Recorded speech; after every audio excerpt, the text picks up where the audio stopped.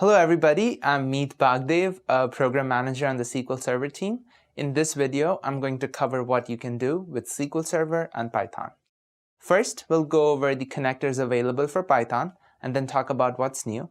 We will then jump into demos that go through how to install the connector using pip on Ubuntu, run a few queries from a Python script, get a Django app working, and last but not the least, get a sneak peek into Jupyter Notebooks and SQL Server. Today, the connectivity landscape includes both Microsoft-developed and open-source developed connectors. These connectors allow you to connect from all operating systems to all SQL products on premises and in the cloud. Our focus today will be on Python, which can be used on Windows, Linux, and Mac from SQL running anywhere. As you can see, you can use PyMSQL or PyODBC to connect to SQL. In this video, we will focus on PyODBC. Okay, let's talk about what's new with Python and SQL Server. You can now enjoy compatibility with Python 3.5 and Django 1.10, which are the latest versions. We have also been training our support engineers with the Python stack, so if you have any questions, don't hesitate to email, tweet, or give our support team a call. We have also added connectivity for SQL Server with the Jupyter Notebooks on Azure. Now, let's dive into some demos that will give you a sneak peek into how you can get started with SQL Server and Python. In this demo, we're going to talk about how to use Python with SQL Server. Before we do that, we need to install the Python connectors that's required to connect to SQL Server. So we're going to use PyODBC and its prerequisites, which would be the Microsoft ODBC connector. So to install the prerequisites and the connector, all you really need to do is copy these 4 lines of code into your terminal. So we're going to do that one by one.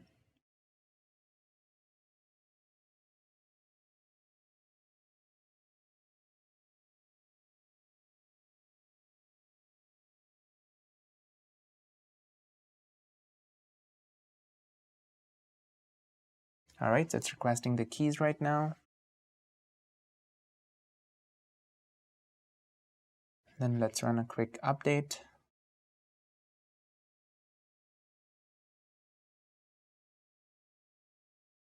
All right, and then let's go ahead and install the ODBC connector.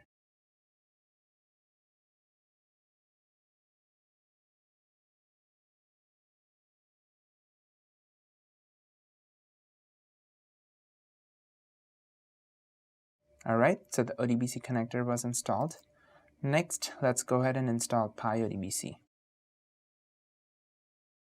All right, so PyODBC was installed as well. So at this point, we have everything we need to go ahead and get started with Python and SQL Server.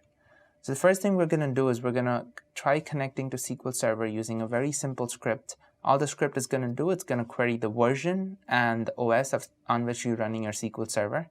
It's pretty simple. You change the server to the server name that you have, the database that you want to connect to, username, password, and just mention the query you want to run. So I already have the script done, so I'm going to go ahead and save this. Then we're going to jump back to the terminal and run the Python script. Bingo, there you can see I'm running the SQL Server preview on my CentOS Linux VM, and that's my version number. Jumping back to the script, we ran a very simple select query, but let's say you want to do something complicated. You want to insert a row of data, delete something, update something. All of that could be done by changing this one single line. So that's pretty much sums it up for our first demo. Next, we're going to jump into a Django app. We're going to try to get that to work with SQL Server and run it locally and see some results. So for the Django app, we're going to use a very cool open source Django application called Bootcamp. Bootcamp was written using Django. It's a very simple application. All it lets you do is tweet, write questions and answers, and show you the feeds. It's essentially a minified enterprise social network. The stack is pretty simple. It runs against the latest version of Django, Python 2.7, has Bootstrap and jQuery. So if you were to get this code working on your machine, you would just clone our SQL Server samples repository. For this video, I've already cloned this code base. So I'm going to go ahead and jump right back to Visual Studio Code. So to get Django to work with SQL Server, you essentially need to modify this JSON object called databases. This is located inside settings.py, and it's pretty simple. All you really do is change the engine name, which would be by default SQLite. So you would change that to SQL Server.pyodbc. Then you would update the database name. So I'm going to use a database called Django, which I pre-created. For user, I'm just going to use the SA user. Password would be connect 2016. And host would be your server. So this could be a named instance, or it could be an IP address, or if you're using Azure, it could be the one that you get from the portal. All right, go ahead and save that, mention the port, and that's pretty much it. Let's jump right back into the terminal.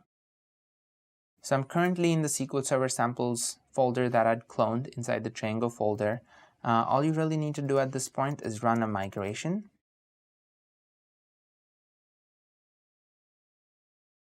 All right, so as you can see, it's applying all the migration. At this point, what's happening is Django is creating a bunch of tables for you in the database. This happens because Django's ORM takes all the objects that the open source enterprise social framework that we're using creates on the back end. So as you can see, we created some tables called auth, questions, feeds, activities, content types, so on and so forth. Once we run the migration, all you really do is serve the app locally. So I'm going to go ahead and do that. All right, it says we have started the development server. That's my address. So I'm going to go ahead and copy that. Open a new window.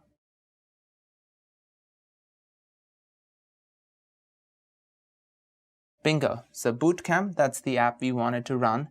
Let's go ahead and sign up.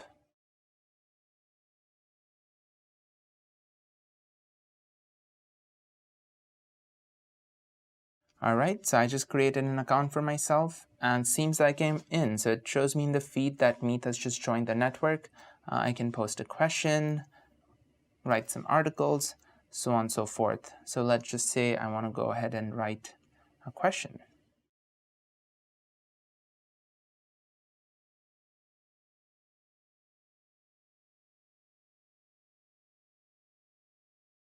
All right, so we're going to go ahead and post.